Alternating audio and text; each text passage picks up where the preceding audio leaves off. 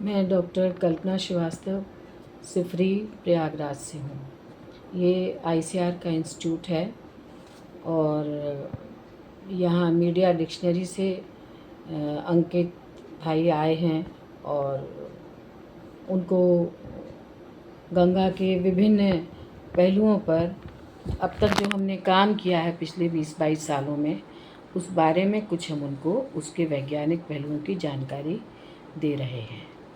गंगा का जो आध्यात्मिक पहलू है उससे तो सभी परिचित हैं, लेकिन क्योंकि इसमें बहुत से देवीय गुण हैं और ये शंकर जी की जटाओं से निकली है, परंतु इसके वैज्ञानिक गुण भी महत्वपूर्ण हैं, बहुत महत्वपूर्ण है। और इसीलिए गंगा को राष्ट्रीय नदी बनाया गया और इसका संरक्षण करने की आवश्यकता महसूस हुई। अभी हाल ही में महाकुंभ में करोड़ों लोगों ने स्नान किया, इसके बावजूद भी पानी मैला नहीं हुआ। थोड़ा बहुत अंतर आया भी तो वो साफ़ हो गया। इसका मुख्य कारण है उसमें मौजूद बैक्टीरियोफेज, जो उसके पानी को साफ़ करता है। उसमें मौजूद बैक्टीरिया उसका भोजन है, उसको वो ई. और अन्य बैक्टीरिया को वो खाता रहता है। तो इससे गंगा नदी स्वयं साफ़ हो जाती है और उसके पानी में स्वयं को साफ़ रखने की ताकत है। यही कारण है कि गंगा जल कभी भी खराब नहीं होता। यही बैक्टीरियोफेज गंगा को अन्य नदियों से अलग करता है, डिफरेंट बनाता है। इसे नंगी आँखों से नहीं देखा जा सकता, लेकिन विशिष्ट माइक्रोस्कोप से देखा जा सकता है। और ख़ास बात यह है कि यह अन्य नदियों में जीवित नहीं रहता। यदि ऐसा हो सकता तो गंगा के पानी का उपयोग दूसरी नदियों को साफ करने में हो सकता था। और नमामि गंगे परियोजना के संचालन से सभी वर्ग के लोगों में जागरूकता आई है और पिछले 7-8 सालों से इस नदी के जल में की गुणवत्ता में निरंतर सुधार देखा जा रहा है। ऑक्सीजन की मात्रा भी अच्छी रह रही है, बीओडी वगैरह भी कम है, नदी में कचरा ना फेंकना, सीवेज ट्रीटमेंट प्लांट लगवाना और हर तरह से नदी का स्वास्थ्य बेहतर हो रहा है और उसकी खोई हुई जैव विविधता वापस आ रही है। सिफरी द्वारा किए गए मत्स्य रैंचिंग प्रोग्राम के द्वारा कई आईएमसी मछलियाँ जो कम हो गई थी नदी में, वो फिर से उनमें बढ़ोतरी देखी जा रही है। और साथ ही गंगा नदी में मौजूद जो सूक्ष्म जीव होते हैं, जो कि उसकी जैव विविधता महत्वपूर्ण होती है, उसमें भी सकारात्मक सुधार आया है। जैसा पानी की गुणवत्ता होती है वैसा भोजन बनता है, और जैसा भोजन बनता है वैसे ही उसमें प्रजातियां जीवन पाती हैं। तो इसलिए पानी की गुणवत्ता का सुधार रखना, ठीक रखना आवश्यक है।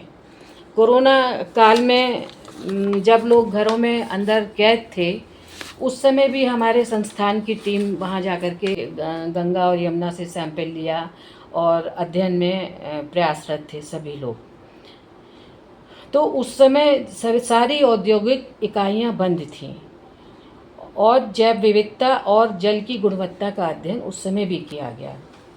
तो यह पाया गया कि नदी गंगोत्री से निकलकर निर्विघ्न रूप से बह रही थी और प्रयागराज में इतना निर्मल था उसका जल कि उसकी जैव विविधता गंगा के ऊपरी भाग में जो पाई जाती है, हरिद्वार से ऊपर जो जैव विविधता वहाँ मिलती थी, वही जैव विविधता प्रयागराज में मिली। बदलते हुए तापमान का सर्वाधिक प्रभाव तो नदियाँ के जल या जलीय संसाधन पर ही पड़ रहा है।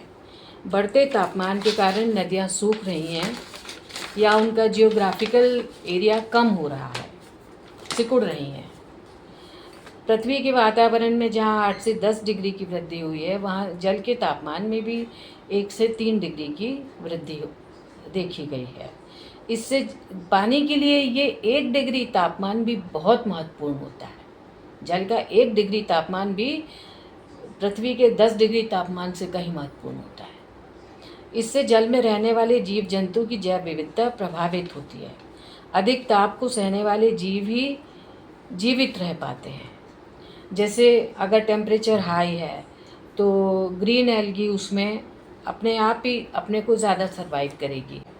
अनुसंधान यह बताता है कि अनुकूल वातावरण अगर पुनः मिलेगा तो चाहे मत्स्य प्रजाति हो, चाहे सूक्ष्म जीवों की प्रजाति हो, वो पुनः उसमें प्रजनन करते हैं और वृद्धि करते हैं, क्योंकि प्रतिकूल परिस्थितियों में उनका फूड, ब्रीडिंग ग्राउंड और क्वालिटी, वो एक्वाटिक एनवायरनमेंट जिसमें वो सर्वाइव करते हैं, वो डिस्टर्ब हो जाता है, उसकी इकोलॉजी डिस्टर्ब हो जाती है। और जब वो पुनः इकोलॉजी पुनः मिलती है तो वो इस चीज़ें फिर से आ जाती हैं इकोसिस्टम में।